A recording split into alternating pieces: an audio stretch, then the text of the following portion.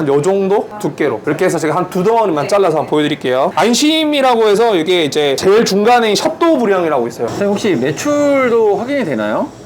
그럼요. 저희 입장에서 많이 팔면 좋긴 하지만 많이 드실 수 없는 나이대거나 또는 남성인지 여성인지에 따라서 어떤 감성으로 드실 수 있는지 그런 용도에 따라서도 잘라주는 것도 저는 맞다고 생각을 합니다. 가장 큰 목표는 누구라도 젊은 사람이든 나이 많은 사람이든 누구라도 쉽게 정육을 창업할 수 있는 시스템을 저는 만들고 싶어요. 선생님. 네. 근데 일찍 네. 또 가는 이유가 있네요. 너무 일찍인데. 제가 있는 가게의 특성상 그 지역에는 아침 일찍 방문해 주신 고객님들 많으셔가지고 아침 일찍도 아니죠. 8시면 뭐 빨리 가서 준비를 해야 돼서 작업할 게 좀 꽤 많나 보네요. 직원들 오늘 일 있어가지고 휴무라서 제가 가서 또 열심히 또 파이팅하기 위해서 가고 있습니다.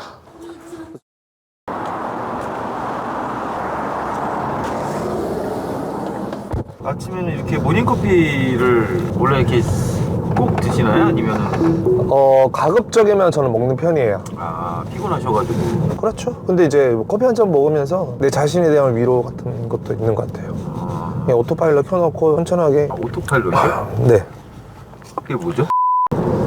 여기가 동탄인가요? 네, 여기가 이제 현재까지는 1동탄이고요. 여기서 이제 다리 하나 건너면 이제 2동탄이 나오죠. 근데 매장 2개가 다 동탄에 있는 거죠? 네, 저는 동탄에서 운영. 네. 그 동탄에 한 이유가 있나요? 뭐 인계동도 있고 뭐 수원도 알아보면 괜찮은 데가 있지 않을까요? 근데 왜 동탄이 그만큼 뭐가 메리트가 있는지 그게 궁금해가지고요. 제가 동탄 이신도시의 정육을 시작하게 된 계기가 첫 번째는 저는 기존의 정육 스타일을 좀 변화를 좀 주고 싶었어요. 예를 들어서 뭐 물론 정육점에 방문하시는 목적에 대해서 좋은 고기를 좋은 값에 사는 것도 중요하긴 하죠. 하지만 제가 생각하는 정육점은 물론 좋은 고기를 좋은 가격대에 드리는 것도 당연한 거긴 하지만 새로운 고기도 고객님들한테 전달을 좀 해주고 싶었어요. 근데 그런 새로운 메뉴에 대해서 나이가 많으신 분들은 아직은 그런 거에 대해서 구매력이 조금 떨어지지 않을까 저는 판단을 했었고, 동탄 이신도시 같은 경우는 아무래도 젊은 분들이 많이 거주하고 계시기 때문에 그런 구매 욕구가 나오기 때문에 거기에 대한 데이터 기반이 어느 정도 피는 거라서 저는 이동탄 신도시를 선택하게 됐습니다.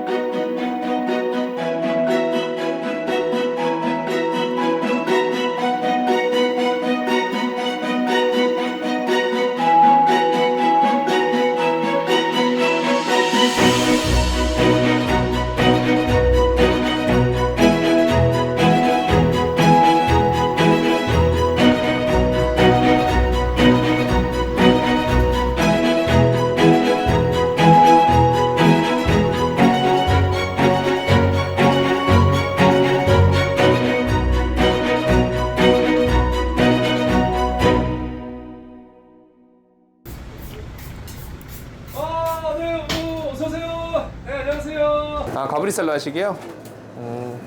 네, 이걸로 잘라드릴게요. 네. 오늘 10% 해드리겠습니다. 그래요? 10% 이렇게 드릴까요? 네. 부위는 솔솔한 부위예요. 가장 좋습니다, 이게.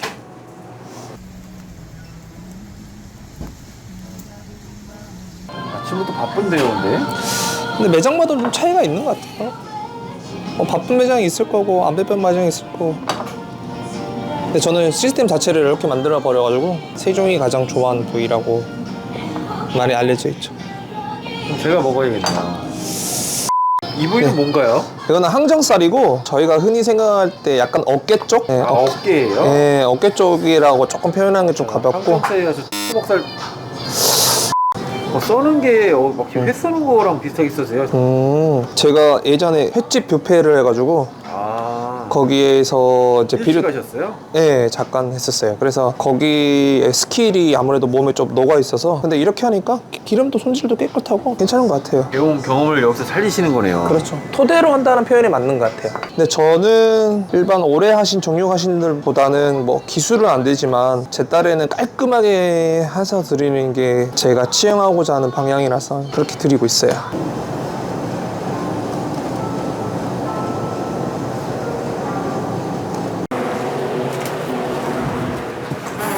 단골 손님이 굉장히 많을 것 같아요. 예, 동네 장사라서 조금 있죠.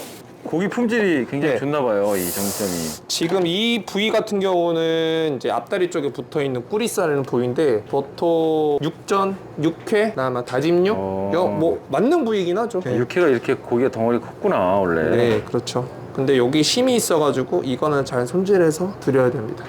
이건 어떤 부위인가요? 이거는 부채살이에요. 부채살에서 제일 아래 쪽. 보통 부채살 같은 경우는 기름기가 사실 좀 적어서 운동하시는 분이 많이 드시기는 하시는데, 근데 저희는 등급 자체가 원뿔이나 투뿔 정도 받다 보니까 기름이 없는 부위라고 해도 얘네들은 기본적으로 좀 있어요. 그래서 저희는 부채살도 상당한 매니아층이 두텁습니다. 많이 나가고 있어요. 비쌀 것 같아요. 아니요, 저희는 그렇게까지 비싸게 받진 않아요.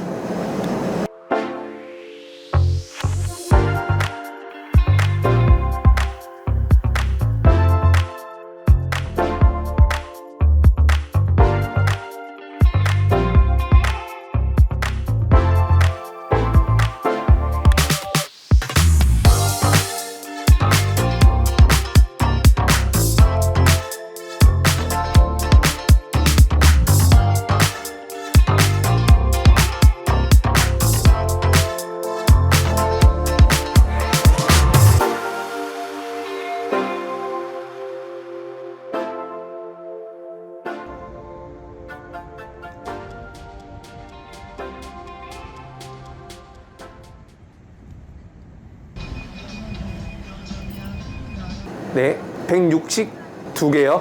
네, 알겠습니다. 감사합니다. 이 정도 두께 괜찮으시겠어요? 네. 입만 나와요. 일단은 안심 같은 경우는 실패가 없어요. 제가 많이 팔아봤는데 안심은 절대 실패가 없고, 대신 두 가지 종류가 있어요. 배 채우기 용인지 아니면 그냥 맛보기 용인지, 거기에 따라서 두께가 조금씩 바뀌어지거든요.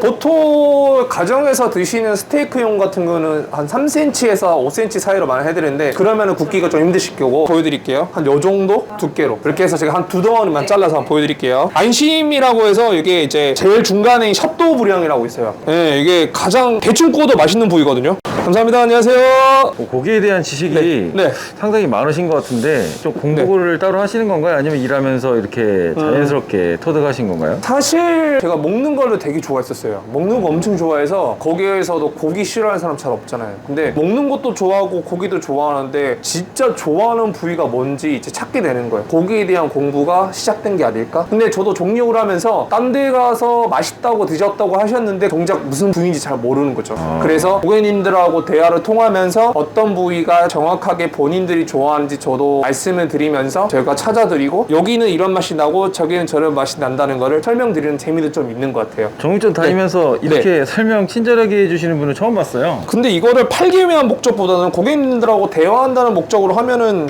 충분히 좀 그런 느낌이 나오지 않을까. 예, 상업적인 것보다는 아무래도 이제 동네 장사다 보니까 한 분 한 분 대화하면서, 방금처럼 스테이크용 고기 찾으셨지만 저희 입장에서 많이 팔면 좋긴 하지만 많이 드실 수 없는 나이대거나 또는 남성인지 여성인지에 따라서 어떤 감성으로 드실 수 있는지 그런 용도에 따라서도 잘라주는 것도 저는 맞다고 생각을 합니다.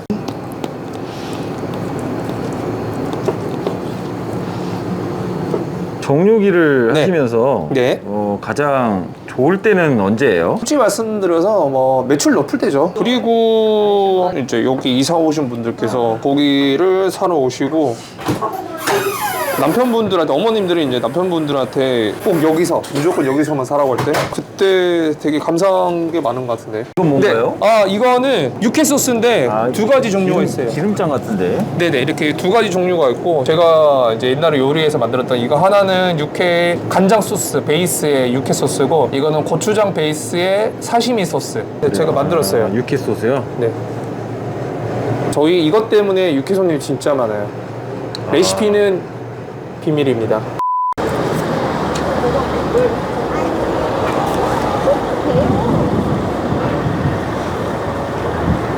좀 바쁜 타임이 다 지나갔나 봐요. 네, 이제 좀 얼추 끝나가는 시간이 된 것 같아요. 보통 그러면 몇 시쯤 마감하세요? 저희가 매장 운영 시간, 마감 시간은 9시고요. 보통 8시 반부터 청소가 들어가서 9시에 다 퇴근하죠.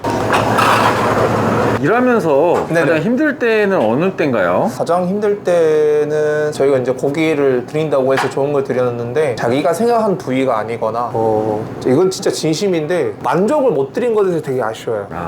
예, 그래서 구매하려고 믿고 왔는데 원치 않는 고기를 받아가셨을 때 집에서 전화가 오는 거예요. 그냥 왜냐면 어머님들은 거의 다 그 요리를 할 준비가 다 된 상태였는데 열었을 때 그 고기가 아니니까 그 감정을 저도 느꼈을 때가 있었거든요. 그래서 그게 좀 힘들 때가 있고, 또 두 번째로는 이제 직원들이 퇴사하는 부분도 있는데, 직원들이 그만둬서 퇴사하는 게 제가 힘들어질까봐 아니라 제가 그 직원들하고의 약속을 못 지켜줘서, 지금까지는 옵션은 딱 한 명 있었어요. 근데 일이 힘들다가 이런 건 아닐 거고, 그냥 제가 생각하는 같이 일하는 사람하고의 트러블이 생겼어 그럴 수도 있는 거고, 여러 가지가 있을 수도 있겠죠. 한 명에 대한 그런 것도 어떻게 보면 책임을 지지 못했던 그런 네. 거에 대한 씁쓸한 마음이 있으신가 보네요. 그렇죠. 사실 동생이라고 생각하고 일을 하니까 저는 형이라고 생각하고 하고 있고, 많이 신경 쓴다고 하지만 그거는 내가 더 섬세하게 보지 못했다라는 그냥 아쉬움? 그냥 있는 것 같아요. 선생님 혹시 매출도 확인이 되나요? 그럼요. 저는 당당히 보여드릴 수 있습니다. 그냥 보세요. 이게 다 1일 매출이에요? 네, 하루하루 매출 찍힌 거예요. 어땠나요 오늘 하루는? 저는 제 목표가 하루를 잠들기 전이나 12월 31일 날 그 해를 돌아봤을 때, 하루를 돌아봤을 때 후회 없는 하루가 되는 게 제 목표인데, 저는 후회하지 않는 하루를 보낸 것 같아요.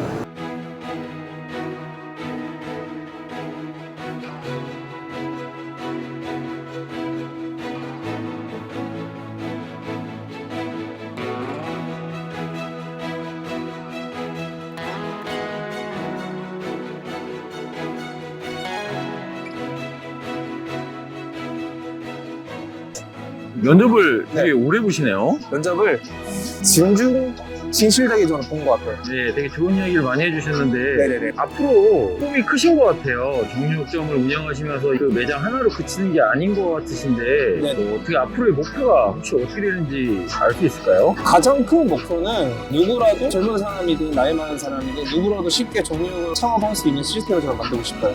그럼 직원들에 대한 그런 따로 복지에 대한 그런 생각해 두신 게 있나요 앞으로? 가장 큰 복지는 고생한 만큼 벌어갈 수 있는 시스템. 예를 들어서 뭐 월급은 월급대로 받아가는 건데, 나아가서는 본인들한테 저는 지분을 조금씩 나눠드리고 싶어요.